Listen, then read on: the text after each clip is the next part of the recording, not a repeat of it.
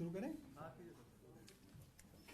जैसा कि आप सब लोग जानते हैं और हमने पिछली प्रेस कॉन्फ्रेंस के अंदर इस बारे में बताया था कि दिल्ली जल बोर्ड के करीब 27 लाख उपभोक्ताओं में से करीब 10.5 लाख से ज़्यादा उपभोक्ता ऐसे हैं जिनके एरियर्स पेंडिंग है, यानी कि उनका बकाया पैसा पेंडिंग है। और उसका बड़ा कारण ये है कि ज़्यादातर उपभोक्ताओं का ये मानना है कि जितने पैसे का बिल उनको दिया गया है उतना पानी उन्होंने कंज्यूम नहीं किया है। और ये जो बिल हैं, जिन रीडिंग्स पर ये बिल आधारित हैं, वो रीडिंग्स अनाप शनाप रीडिंग्स हैं। वो रीडिंग्स उनके मीटरों की रीडिंग नहीं है। और जैसा कि आप सब लोग जानते हैं कि कोरोना के समय में ये समस्या बहुत ज़्यादा बढ़ी थी, क्योंकि कोरोना के समय में मीटर रीडर्स लोगों के घर नहीं जाते थे और अपने दफ्तर में एवरेज के हिसाब से लोगों के बिल बना के भेजते थे। उसमें एक बड़ा हिस्सा ऐसा भी था जो कोरोना के दौरान अपने घरों में रहता भी नहीं था, पानी का कंजम्पशन नहीं भी करता था, तब भी उनके बिल बना के भेजे गए।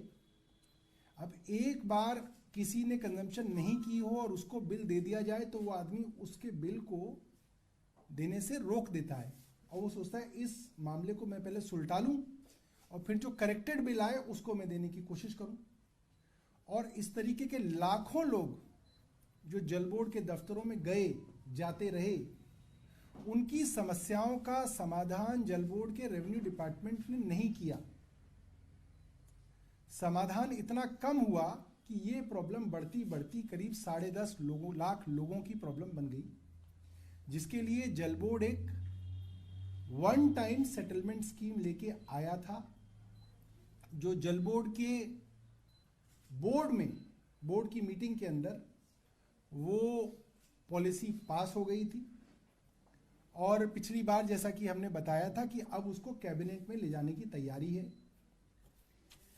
तो जब कैबिनेट में ले जाने की तैयारी है तो क्योंकि जल बोर्ड का एडमिनिस्ट्रेटिव डिपार्टमेंट अर्बन डेवलपमेंट होता है, यूडी होता है, मेरा विभाग है, तो हमने अर्बन डेवलपमेंट डिपार्टमेंट के जो हेड हैं, एसीएस हैं, हमने उनको कहा, रिटन डायरेक्शंस दी कि अब आप इस पॉलिसी को काउंसिल ऑफ मिनिस्टर्स के सामने यानी कि कैबिनेट के सामने लेके आए।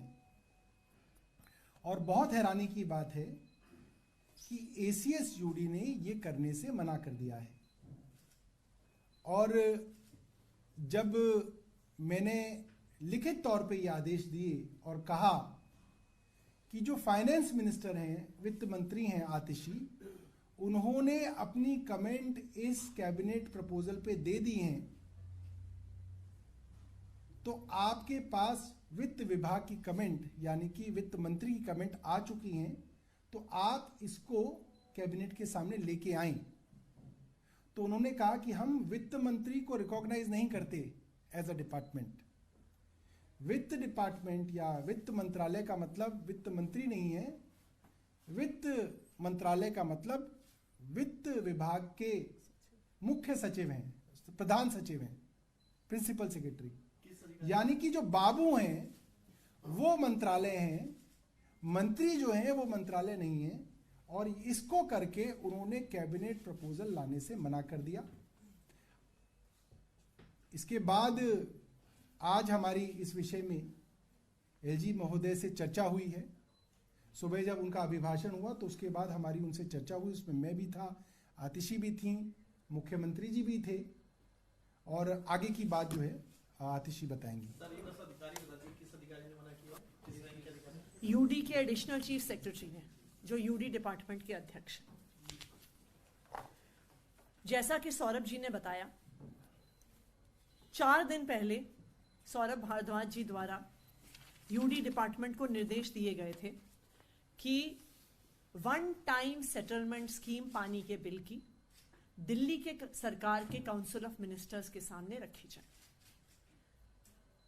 संविधान के अनुसार GNCTD एक्ट के अनुसार, ट्रांजैक्शन ऑफ बिजनेस रूल्स के अनुसार, यानी इस देश के सारे नियम कानून के अनुसार पॉलिसी डिसीजन लेने का अधिकार काउंसिल ऑफ मिनिस्टर्स को ही है। तो जब वन टाइम सेटलमेंट स्कीम आनी है तो इसका निर्णय काउंसिल ऑफ मिनिस्टर्स को लेना होगा। आज दिल्ली सरकार के एक मुख्य विभाग के सचिव, अर्बन डेवलपमेंट डिपार्टमेंट के सचिव मना कर रहे हैं कि हम प्रस्ताव को काउंसिल ऑफ मिनिस्टर्स के सामने नहीं लाएंगे। अगर एक अधिकारी काउंसिल ऑफ मिनिस्टर्स के सामने प्रस्ताव लाने से मना कर दे तो काउंसिल ऑफ मिनिस्टर्स निर्णय कैसे लेगा? और अगर काउंसिल ऑफ मिनिस्टर्स के सामने प्रस्ताव नहीं आएंगे तो दिल्ली सरकार की पॉलिसी कैसे बनेगी?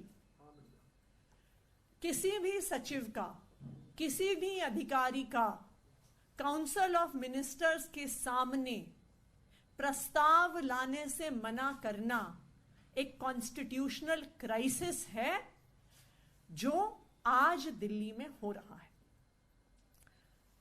यूडी सेक्रेटरी ने, यूडी विभाग के सचिव ने बिल्कुल मना कर दिया मंत्री के आदेश मानने से। उन्होंने मना कर दिया फाइनेंस मिनिस्टर के लिखित कमेंट्स मानने से। और आज इसी वजह से विधानसभा में एलजी साहब के स्पीच के बाद हमने ये कॉन्स्टिट्यूशनल क्राइसिस का मुद्दा एलजी साहब के सामने रखा।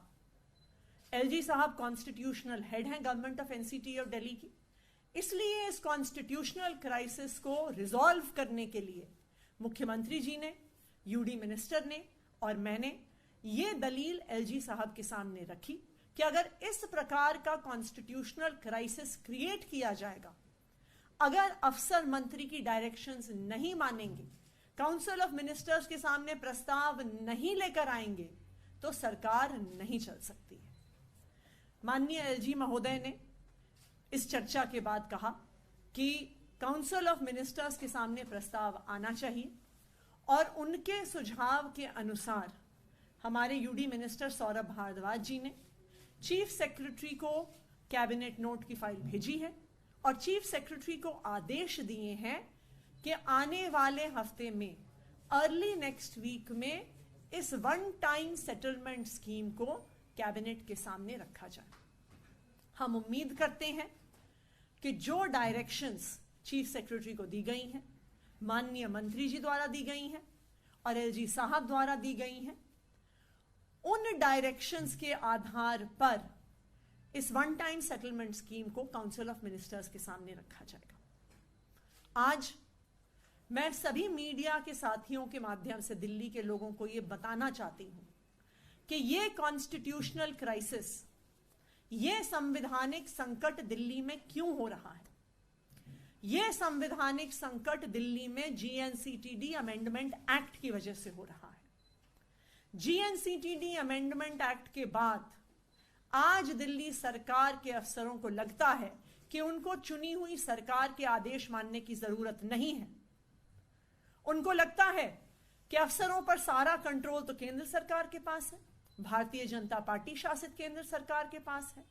तो अगर चुनी हुई सरकार, आम आदमी पार्टी की सरकार, अरविंद केजरीवाल जी की सरकार के साथ मिलकर काम करेंगे तो भारतीय जनता पार्टी शासित केंद्र सरकार उन्हें छोड़ेगी नहीं। अफसर आके दबी जबान में मंत्रियों को अलग अलग तौर पे बताते हैं कि हमें धमकाया जाता है, हमें डराया जाता है कि अगर चुनी हुई सरकार के साथ काम किया तो तुम्हें सस्पेंड कर देंगे, तुम पे विजिलेंस इंक्वायरी कर देंगे, तुम्हारी एसीआर खराब कर देंगे, तुम्हारी प्रमोशन नहीं होने देंगे, तुम पर एंटी करप्शन ब्यूरो का केस कर देंगे। तो इसलिए आज के दिन में यह संवैधानिक संकट पैदा कर दिया गया है कि चुनी हुई सरकार के आदेश को अफसर नहीं मान रहे। हम उम्मीद करते हैं कि जो एलजी साहब ने हमें आश्वासन दिया है दिल्ली के कॉन्स्टिट्यूशनल हेड होने के नाते कि ऐसा संवैधानिक संकट वो दिल्ली में नहीं आने देंगे। हम उम्मीद करते हैं कि उनकी डायरेक्शंस के आधार पर काउंसिल ऑफ मिनिस्टर्स के सामने वन टाइम सेटलमेंट स्कीम का प्रस्ताव जरूर आएगा। मैम, एनजी से बातचीत के बाद मुख्य सचिव को आपने डायरेक्शन दिया, क्या है और कब तक? ये एलजी ने डायरेक्शन दी है सीएस? देखिए वो बड़ी साधारण सी डायरेक्शन है कि आज सुबह एलजी महोदय से मुख्यमंत्री जी, मैं और आतिशी जी की बातचीत हुई और उस बातचीत में ये तय हुआ कि ये कैबिनेट नोट मुख्य सचिव महोदय को भेज दिया जाए और उनको कहा जाए कि इसको जल्द से जल्द, यानी कि अगले हफ्ते की शुरुआत में ही इसको कैबिनेट के सामने रख दिया जाए। ये सारी की सारी बात लिखकर उनको जो है फाइल आज भेज दी गई है और हमें उम्मीद है, इनको कहूँगा कि इसको करिए। ऐलान किया था तब लोगों को बड़ी उम्मीद थी। आपने खुद भी जिक्र किया पिछली प्रेस कॉन्फ्रेंस में कि रेवेन्यू का बहुत लॉस हुआ है क्योंकि लोग बिल ही जमा नहीं कर रहे हैं, जैसा मैडम ने बताया।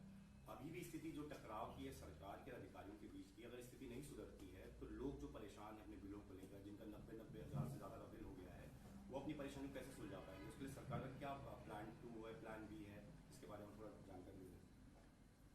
देखिए अब लोकसभा चुनाव है, भारतीय जनता पार्टी के प्रत्याशी भी आएंगे।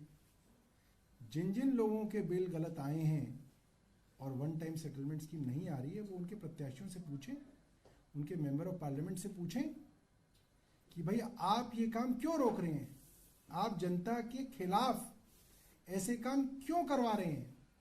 और अगर उनको लगता है कि अफसर खराब हैं और अफसर गलत कर रहे हैं तो उन अफसरों का तबादला किया जाए, उन अफसरों के ऊपर कार्रवाई की जाए। और अगर कार्रवाई नहीं हो रही है, इसका मतलब ये है कि इसके अंदर मिली भगत है। सर जी, आप कई मामले ऐसे हैं सरकार के जिनके लिए आप कोर्ट गए हैं और तुरंत रिलीफ चाहिए, कई डे टू डे, कोर्ट ने भी कहा था कि डे टू डे कई काम ऐसे हैं जिनके लिए आप कोर्ट आ रहे हैं, तो ऐसे में क्या आपको लग रहा है कि इसके लिए भी कोर्ट का ही रुख करना पड़ेगा? देखिए जब भी आप किसी मामले में कोर्ट जाएंगे, कोर्ट आपसे कहेगा कि क्या आपने हर वो कोशिश कर ली जो कोर्ट जाने से पहले करनी चाहिए, तो वो कोशिश हम कर रहे हैं और हमें उम्मीद है कि एलजी साहब ने कहा है तो वो ये काम जो है कैबिनेट के सामने लेके आएंगे। टाइमलाइन और बता सकते हैं जो अर्बन डेवलपमेंट के सचिव ने कब मना किया था और इसमें कितना वक्त लगेगा? ये मुझे लग रहा है 2-3 दिन पुरानी बात है, 2 या 3 दिन पुरानी बात है। सर एलजी साहब ने कुछ आश्वासन दिया कि यूडीएच सेक्रेटरी ने जो मना किया है उनके ऊपर कोई डिपार्टमेंटली इंक्वायरी के लिए कुछ बोला? नहीं, हमने एलजी साहब से सिर्फ एक ही चीज़ मांगी। हमने कहा कि साहब इस कैबिनेट नोट को आप कैबिनेट के आगे प्लेस कराने की डायरेक्शंस चीफ सेक्रेटरी को दें, तो उन्होंने कहा मैं ये करूँगा। फिलहाल हमने बिना किसी कन्फ्रंटेशन के उनसे एक छोटा सा सोल्यूशन मांगा है। सीएस से बात करें, सीएस को डायरेक्शन दें। एलजी साहब क्या बात करेंगे, बात तो हम जैसे छोटे लोग करेंगे, एलजी साहब तो डायरेक्शन देंगे।